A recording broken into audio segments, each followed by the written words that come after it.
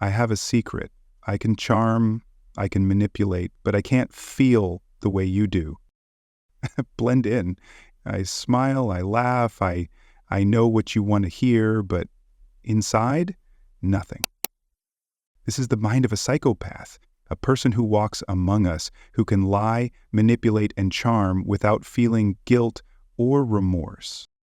Are you a psychopath? Let's find out. Let's walk through a quick checklist to understand psychopathic tendencies. We start with the question, are you superficially charming? In other words, do you seem unusually engaging or charismatic at first glance? If the answer is yes, we move to the next question. Do you lack empathy and guilt? This means asking if you seem emotionally detached or indifferent to the consequences of your actions on others. If you do, we could further ask, do you manipulate others for personal gain? And here we're looking for signs of deception or self-serving behavior. If the answer is still yes, we then ask, do you have impulsive and thrill-seeking behaviors? This could mean taking unnecessary risks or acting recklessly for excitement. If yes is again the answer, then you are probably a psychopath. Psychopathy isn't just a trait, it's a personality disorder, one that's more common than we might think. Research suggests that approximately 1% of the general population shows psychopathic tendencies. That's 1 in every 100 people. At first glance, a psychopath may appear completely normal, even likable.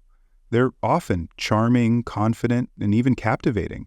But beneath that mask lies something far darker. Why care about their feelings when they're just tools for me? Psychopaths lack the emotional depth that defines human connection. They don't feel guilt or empathy in the way you or I would. So, what's happening in the brain of a psychopath? Studies reveal striking differences, particularly in two key areas, the amygdala and the prefrontal cortex. In a typical brain, the amygdala is highly active, processing emotions like fear, empathy, and moral judgment. But in a psychopathic brain, this area is less reactive. According to a 2017 study led by the University of Wisconsin-Madison, psychopaths have reduced connections in the areas of the brain that control fear and sentimentality. This is why psychopaths often take extreme risks and lack empathy. They simply don't experience fear or remorse in the same way. Psychopaths also have reduced activity in the prefrontal cortex, the area responsible for impulse control and decision-making. This combination of traits makes for a person who is not only fearless, but also impulsive and prone to manipulation. Psychopathy is often assessed with a 20-item test called the Hare Psychopathy Checklist, which you can find linked in the description. Psychopathic tendencies could be considered warning signs of psychopathy, but it's important to note that not everyone who shows psychopathic tendencies becomes a psychopath. Each question scores from 0 to 2. 0 means the trait doesn't apply, 1 means it somewhat applies, and 2 means it fully applies.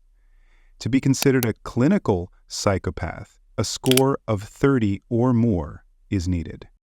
For context, here are scores from some well-known cases. Ted Bundy, 39 out of 40. Richard Ramirez, 31 out of 40.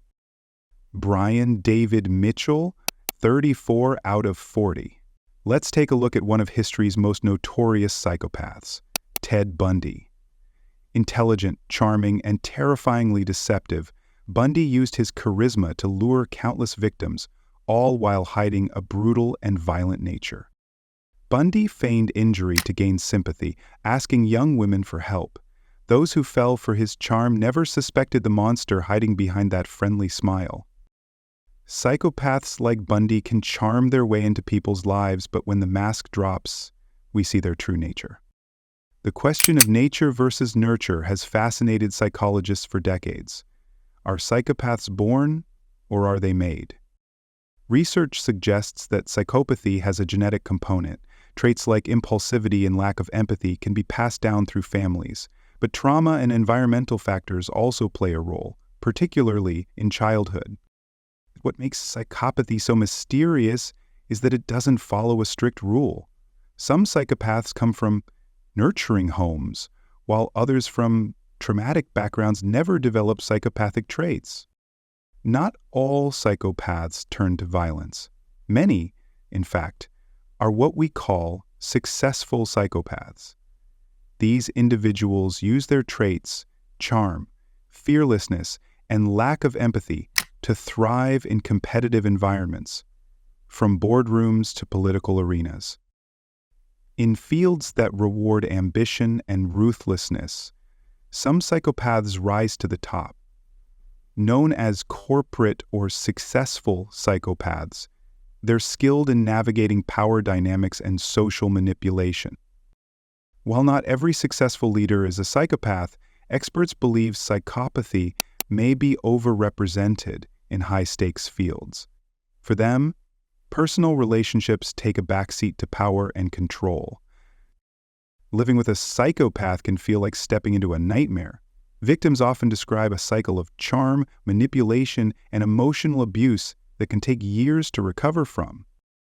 The most well-known case of this would be the case of Beth Thomas, the subject of a 1990 documentary entitled Child of Rage. Beth began to show psychopathic tendencies extremely early in life, after suffering physical neglect and sexual abuse at the hands of her birth father before the age of 1. Later moved into an adoptive family where she could get the help she needs. The documentary showed the disturbing thought process of a young 6-year-old girl struggling with an attachment disorder that led to psychopathic tendencies. However, Beth, with the help of her adoptive family and professionals, became a relatively typical young woman who works as a nurse and has co-authored a book called More Than a Thread of Hope with her adoptive mother. Beth's story highlights the power of early support, showing that even the darkest tendencies can sometimes be redirected. With all we know about psychopathy, is there a cure? Can therapy or intervention help? Traditional therapy has shown limited success, as most approaches rely on empathy and introspection, qualities psychopaths lack. Cognitive behavioral therapy can sometimes help manage impulsive behaviors, but there's no known way to cultivate genuine empathy in someone without it. But why change? I'm perfectly fine as I am. Psychopathy remains one of the most chilling and misunderstood conditions in psychology. We may never fully understand the mind of a psychopath, but by learning about it, we protect ourselves and uncover the darkest corners of human nature. Do you believe psychopaths are born or made? Share your thoughts below and subscribe to join us as we continue exploring the mysteries of the mind.